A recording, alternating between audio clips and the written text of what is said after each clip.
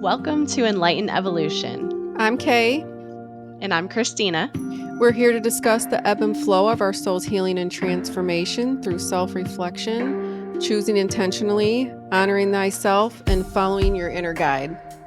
Thank you for joining this safe space with us. Good morning, everybody, and welcome back to Enlightened Evolution. We're glad to have you here with us this morning. Today, we are going to talk about compromising versus abandoning yourself. Something that I think that we all experience, especially when we're people pleasers. Mm-hmm. How are you doing this morning? I am well. The weather's going to be great today, so I'm going to try to be outside. And yeah, other than that, I don't really have much plans. Just be No plans. outside. That's good. How are you today? No plans are good. I don't really have plans either. Just I'm in the mode to do spring cleaning and decluttering and getting rid of stuff, and I take advantage of my motivation when I find it. So it's Absolutely. it's a beautiful day here too. I'm probably gonna get my kids outside and just go for a walk with them in the woods or something as well. But I like to have no Nice. plans sometimes. It's nice to just Absolutely. actually, Go with the flow. I would rather have least amount of planets as possible.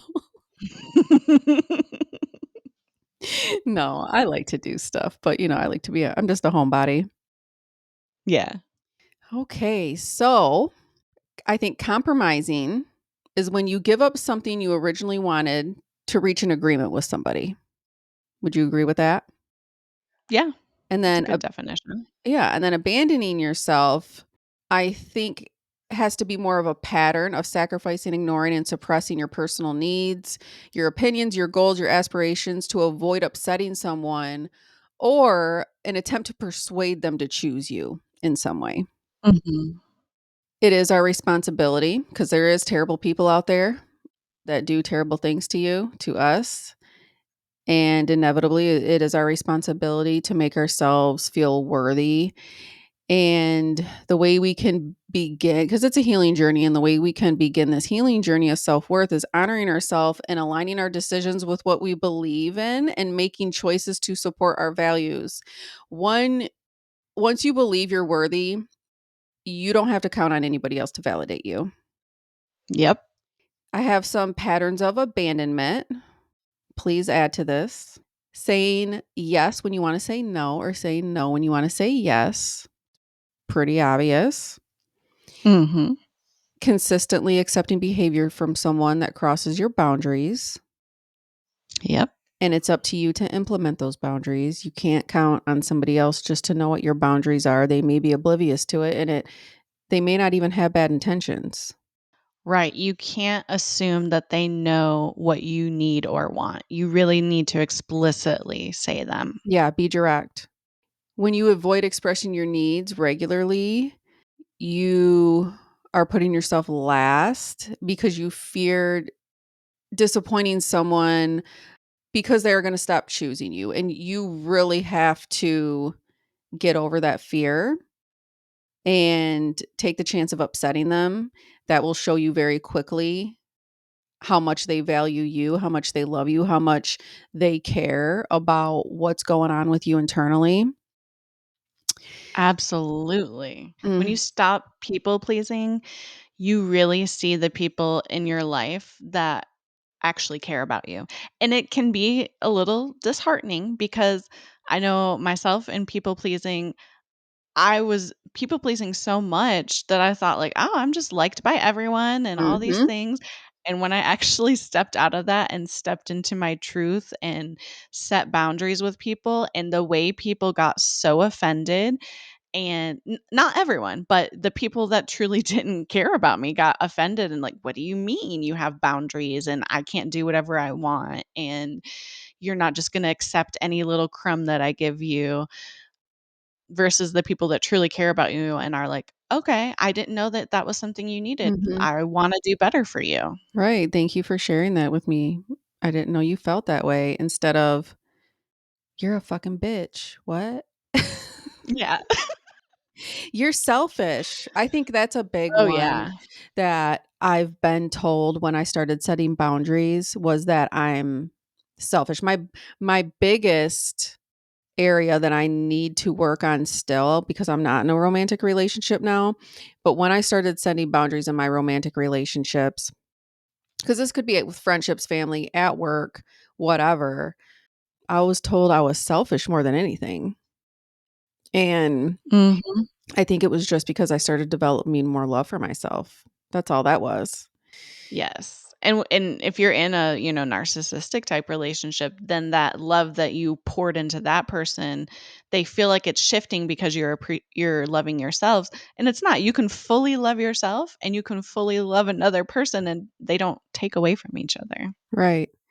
You have to speak up when someone hurts you, hurts your feelings, tries to intimidate you, forces you to do something you're not comfortable with. And like I said, maybe they're not even doing this with ill will. But if you feel just something's, you just don't want to do it and you don't say anything about it, you can't blame that other person for treating you badly if you don't speak up for yourself. And when you continue to do this, you're going to build resentment for this person, and it's still not going to be their fault. Yep. We got to take accountability for our own Mhm. needs. W Yeah, for sure. And when you're used to betraying yourself, it can feel uncomfortable. It can feel really uncomfortable when you start to choose yourself. But Absolutely. it is really like a practice. I'm better at it now, for sure. I practice more like at work or, with my family and with my kids, because 'cause I'm a people pleaser with them too. But it starts to feel better and better once you start to do it every single day. Where do you start to feel it? When I start to feel, like, in my chest, like, have recognized that my breathing pattern gets off when I'm faced with something somebody wants from me, and I really don't wanna disappoint them. Yeah, I think probably very similar. I think I start to tense up Mhm. because it doesn't just come naturally, at least not to me, to automatically speak my needs. I think I have to go inward when that topic is brought up and think, okay, is this something I'm willing to compromise on, or does this go against my core values Mhm. or my needs? And then I have to reassure myself, look, if you need to say no to this, it's okay. You can honor yourself and you don't need that other person's validation. And if saying no is going to ruin this relationship, then this relationship isn't for you. Yeah. I do think we need to be mindful I need to be mindful in communicating things gently with love and respect for another person because I feel like I've abandoned myself so much in past relationships. When I'm presented with somebody now wanting something from me, I can be coarse and rigid right off the bat so they know right away we're not doing this. And I think that that's something I need to practice a little bit more of in a future relationship when I find that, because you can still be firm and loving. Yes, and that is something I struggle with. I think not only I think it comes a lot from the area that we are from as well. Maybe. It really does. And also, like, I think the way we're raised, but do think it's when you've gone with people pleasing for so long, I take it back to the internal family system therapy because there was a part of you that you suppressed for so long that when you finally let it loose and let it say no and speak its truth, it gets loud and bold because it had Mhm. been suppressed for so long. And even maybe like in a relationship, you've been letting something slide for a long time and then it finally boils up, probably build resentment, and you finally say something. I've experienced this before in Oh, relationships me where then I too. explode on the person and I'm like, why are you doing this to me? And I can't believe you're doing this. And I never initially expressed to them that it was an issue. So I, like you said, am trying to first recognize it when it starts happening so I don't let it build up as resentment and then find a gentle way to express it. And that is very hard for me. Mhm. And once you really start choosing yourself and expressing yourself, you'll very quickly see how much somebody loves and appreciates you and respects you. And or are they just using you to leech off of you for, and it's usually their insecurities, their emotional gain from you. I mean, but it could be, family too. Hey, can I borrow 10, $20? I just really need to get, some gas money to get to work this week. I can pay you back, next Friday. But then they never pay you back. And then some time passes. Hey, can I borrow some money again? And and I feel like I have a pretty good job to where 10, $20 isn't really a lot to me, but it is to somebody else. So I start feeling bad. Like, yeah, I don't mind giving them money. Like, who cares? Like, I'll just, give and pay forward, and but I think there's that fine line of when people, they know that you're kind and they will start to take advantage of you, and you have to decide what you're comfortable with. Yeah. I have several things here of things that you can say to people to gently and firmly set boundaries, whether it's some of them romantic relationships, friendships, coworkers, whatever. I'm No. excited. I need these. No is a complete sentence. No, thank you. Let me check my schedule. I'll get back with you. And if they keep, like, if you say that to them and they keep asking you, it's like, okay, I don't like to repeat myself. Like, how about no? Yeah, let's change it to no. Yeah. That doesn't align with my values. I'm not comfortable with that. That hurt my feelings. What was the purpose of you saying that? I think so many people, r- uh, we really have a bad understanding of their intentions when we've experienced past like emotional and psychological abuse, that we Absolutely. bring that to the forefront when we feel wronged by somebody. And I think it's really important that we do understand where they're coming from when we feel hurt by them. So, like you said, don't go all in on them and try to just take a step and talk. Yes. I don't agree with your behavior, as it's hurtful to myself or others. They may not hurt you, but you can just, hey, I don't agree with that. I don't like the way that you treated that person. Yeah. I don't appreciate the way you spoke to me. Next time, could you be more kind? Mm, I like that. What you said made me feel uncomfortable. Please don't talk to me like that again.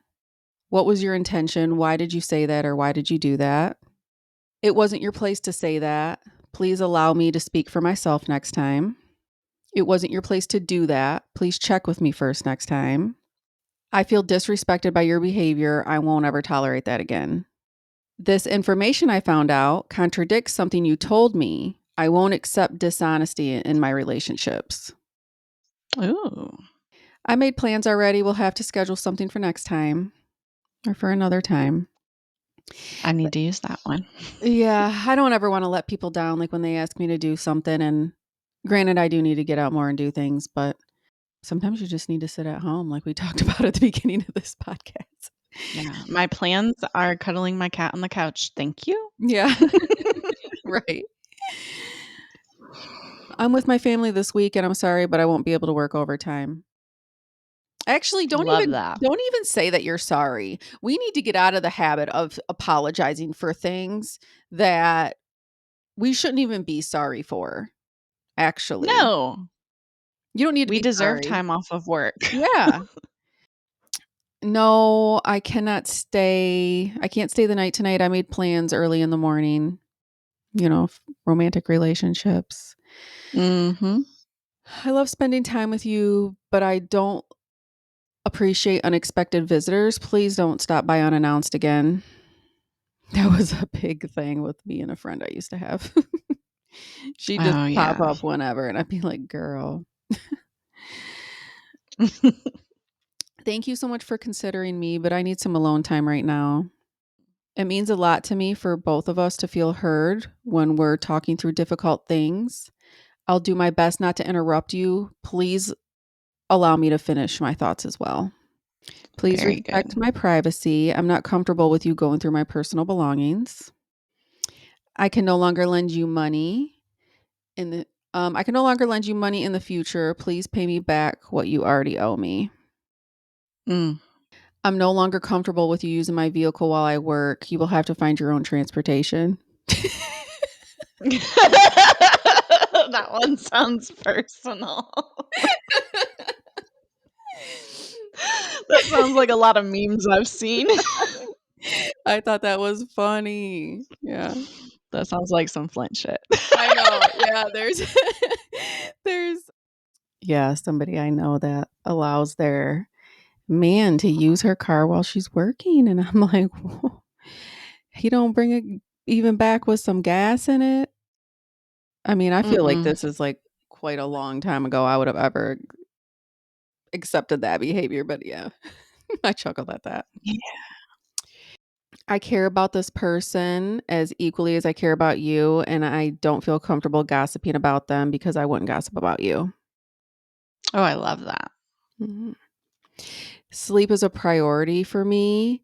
We'll have to finish this conversation tomorrow. I'm heading to bed. Good night. I love my sleep. I do too. I'm working. We will have to finish this conversation later or tomorrow. This is something, this next one I'm going to say is something that I tried to do this in my last relationship and it was impossible, but moving forward, it's like I'm going to do this. Thank you for sharing your thoughts with me. I need some time to process my own thoughts and reflect how I feel about that. I'm going to need some time before I respond. And I think because everyone has certain amounts of anxiety or whatever, give like a time on it. Like just give me a couple Yeah. hours or tomorrow or whatever. Yeah. That is one that I use now because like I said before, I would just pop off Me and I too. Yeah. really do not need time to filter my thoughts and come to something that is constructive. Mhm. 'Cause you don't wanna damage relationships. We wanna No. cultivate healthy relationships. I can't take on any more responsibilities right now. I do not tolerate any form of physical aggression directed towards me. I can no longer engage in this relationship. I do not appreciate you raising your voice and talking over me. I am no longer willing to have this conversation with you. I'm not comfortable about sharing the details of certain past experiences right now. Can we please focus on the present? Love it. And then the last one, I can understand how my decision is upsetting for you, but I've already made up my mind. I like that. So Standing in your decision. that's right. Stand in your truth. So, just kind of a recap about abandonment. If you are dreading following through with a decision that you're going to make, do not do it. If you're sad about having to make changes in something you're calling a compromise, if it just devastates you to do it, don't do it. If you're feeling slighted, if you it makes you feel isolated or controlled and you're being screamed at or intimidated in any kind of way, that's not a compromise. No. How do you I how list Go ahead. I listed some ways to healthy compromise Yeah, that's in what I was gonna ask you relationships. because you have a healthy relationship, so I was gonna ask you how you guys compromise in a healthy manner.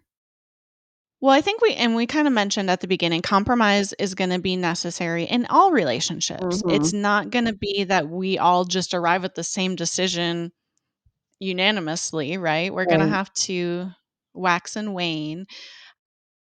In compromise, it resolves conflict, but the key part is one person can't always be the one to compromise. And so you need to make sure you have Mhm. that balance in your relationships. I do feel like I have that balance in my relationship. Of course, decide on the things that are most important to you that you're not going to waver on. Some of the stuff we compromise is silly stuff, like where we're going to eat. Yeah. His favorite cuisine is Mexican. It, that's probably one of my least favorite. Oh It gosh. just like tears it just tears me up. I get so bloated and I just don't feel good. And my favorite cuisine is Middle Eastern or Mediterranean. They're very similar. And it's not high on his priority list. So we do, there's times when I'll go and eat at his favorite restaurant and he'll go and eat at mine so that we appease each other. Also, like, big decisions like the house we bought. We just had to compromise because the market was crazy when we bought a house. Yeah. I think we aligned on a lot of stuff in what we wanted in a house, but really the market drove us to where we were gonna buy a house, so that was more compromising with society. Yeah. What about just the I feel like a lot of people in a lot of relationships fail because they can't people can't find a compromise just for the daily mundane tasks. Like if you're working all day long, does your partner do the dishes or pick up the laundry and or is it something that you have to say every single day? Are they not taking initiative? How do you guys navigate through that? We've definitely, especially in the beginning, had conversations. In general, I'm just a cleaner person than my Mhm. partner. He's used to, being a little bit more lax with cleaning, Yeah. letting things pile up. I cannot do that. Mhm. It literally gives me anxiety because I would get screamed at, when I was Oh, younger yeah. if things were not clean and put away and things like that. So if I see stuff that's dirty and that's what it came to as a conversation with him of it's not just I want this to be clean because I want it to be clean. Yes, I want to live in a clean home, but it also gives me anxiety to where I feel like I'm going to be punished if my house is not clean. But we have compromised in that, and I am actually making myself, and I did this because I think that it's healthy. I don't think it's healthy to constantly be thinking about everything that needs to be cleaned in the house and constantly doing all these things. I think I deserve to rest, and Absolutely. I can let the laundry go a day. I can wait to vacuum. So in that compromise, everything, isn't sparkling clean every single day like I would previously do, and I'm learning to relax a little bit more. But we divide up household chores. I prefer doing laundry because I'm very anal. If you guys have not discovered that yet from the way I talk, but I'm very specific about how I want my laundry done. So I typically do the laundry, and I have asked Jordan to do the cat litter boxes because Mhm. he loves our cats. I love our cats, but that's something he can do, and I can do other gross stuff. But I think household chores is one of the biggest one that really will drive a Mhm. wedge between people, especially when one person is doing it all. Jordan works full time and he goes to school full time. So I do feel like I take on a little bit more of the household chores, but I do that purposely because I want him to have time to study and work on school. Yeah, and that's considerate of you. Because a lot of people do. We It's not just a traditional 1950s, the wife stays home all day with the kids and manages the household, like, we're both working now.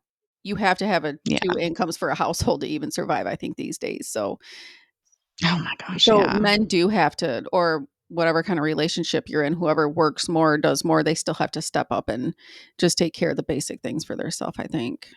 Yeah. And we have currently I make significantly more than he does.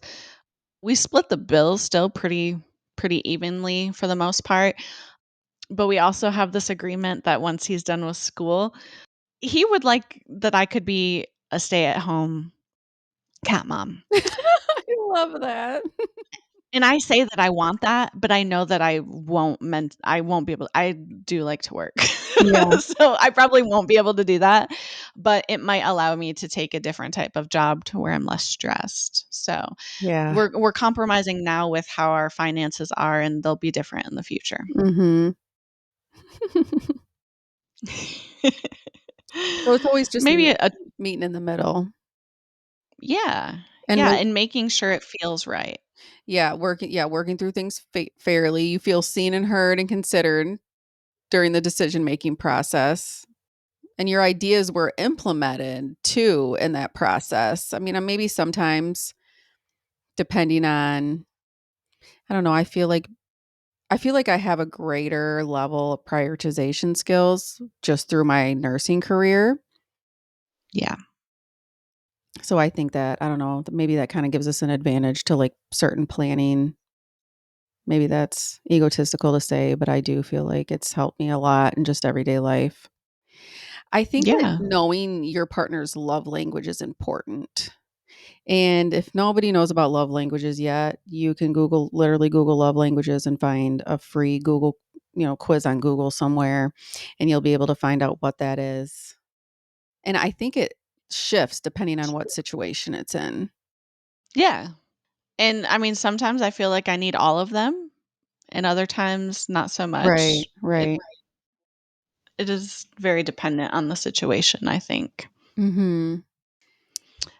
So I also wrote down some ways that I have, and I guess I've maybe mentioned them already, just ways that I have self-abandoned in the past. We mentioned people pleasing being the root of why we self-abandon.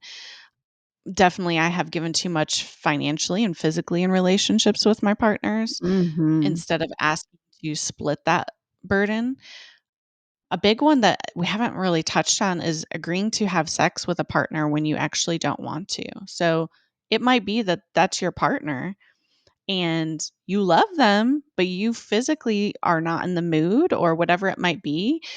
And you agree to have sex with them to appease them. For me, it has been I've done it so many times in my life, and it's been so detrimental to my internal safety because it perpetuated that feeling of being unsafe in my body, because now I'm abandoning myself. My body's telling me, "No, we're not in the mood for this right now," and I'm doing it anyways to appease my partner.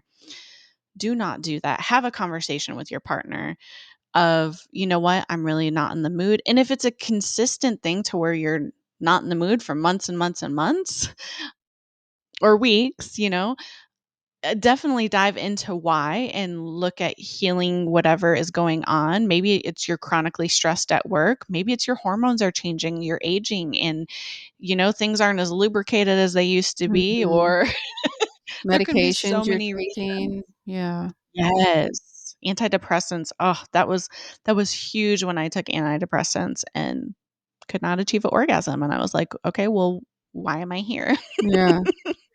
This is just for you at this point because there is no climax for me. Right. What do you think about, even if you're not in the mood, still taking the time to please your partner?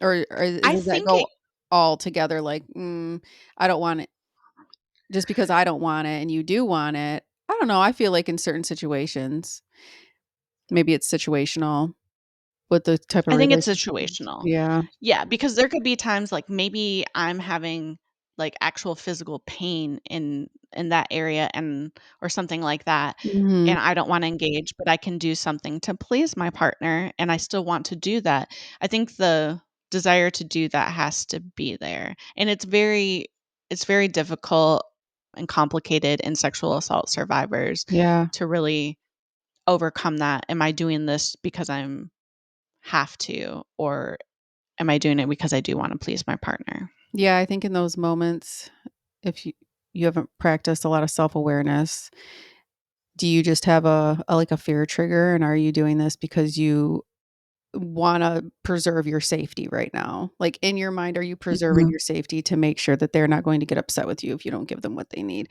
And if you can't have that conversation with them, or if you do, and they make you feel like they get weird and angry and quiet, or just make you feel like you're doing something wrong because you don't wanna give yourself to them physically, no, thank you.